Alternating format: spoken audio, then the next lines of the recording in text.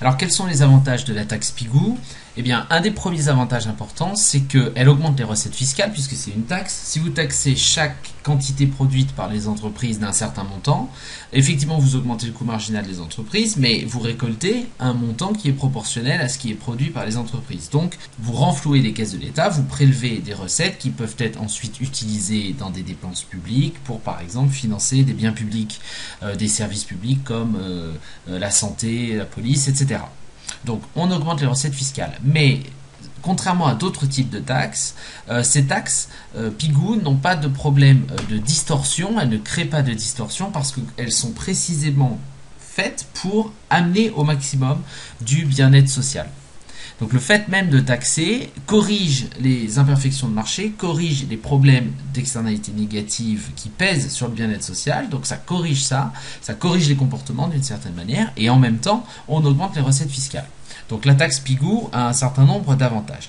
D'autres types d'avantages, la taxe Pigou incite les entreprises à investir dans des procédés de dépollution plus efficaces, quand il s'agit bien sûr de taxer les entreprises qui polluent, parce que les entreprises ne souhaitant pas forcément payer une taxe liée à la pollution, elles ont intérêt soit à changer de secteur à terme pour éviter de payer une taxe, soit à terme aussi investir dans des procédés qui permettent de polluer moins.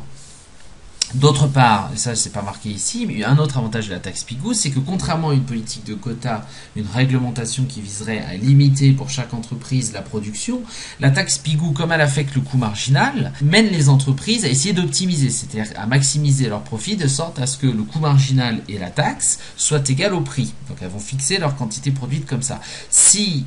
Donc on reste dans une logique de maximisation, même si elle est contrôlée par le jeu de la taxe, par l'État. Alors que si l'État avait décidé d'un quota qui s'appliquerait à tous pour toutes les entreprises, on serait dans une situation différente parce que le prix serait décidé sur le marché, donc les entreprises n'auraient pas forcément un contrôle sur le prix qui est décidé sur le marché, mais elles ne pourraient pas ajuster forcément leur production en fonction du prix qui est décidé sur le marché grâce au calcul rationnel et à l'égalité du coût marginal et du prix. Elles ne pourraient pas le faire parce que l'État leur imposerait une certaine production ou une certaine production maximum.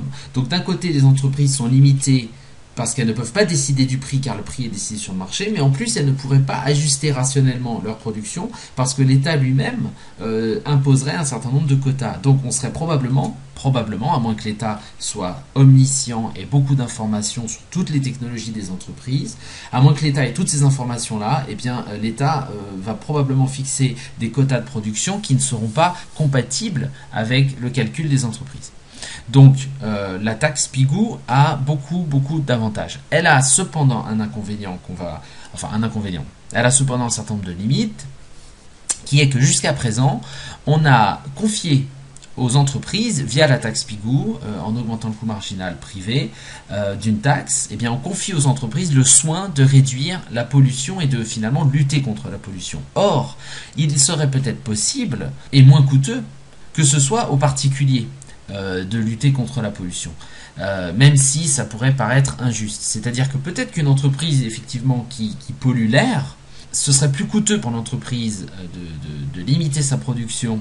Ce serait peut-être plus coûteux de faire ça que, par exemple, si les particuliers décidaient eux-mêmes d'investir dans des moyens de dépollution de leur maison. Par exemple, si vous habitez près d'un aéroport, peut-être qu'il serait moins coûteux pour les particuliers d'investir dans l'insonorisation de leur appartement plutôt que de forcer l'aéroport à limiter le trafic aérien à certaines heures, etc., compte tenu du fait qu'il y a beaucoup de demandes pour le trafic aérien à certaines heures, etc. Donc, ce que la taxe Pigou et l'analyse qu'on a vue ne permet pas de ne pas prendre en compte, c'est les interactions plus fines qu'il peut y avoir entre les individus qui génèrent des externalités négatives et d'autres individus qui les subissent. Et aussi, on va voir, à travers l'analyse de cause, comment finalement le problème de l'externalité, c'est un problème réciproque.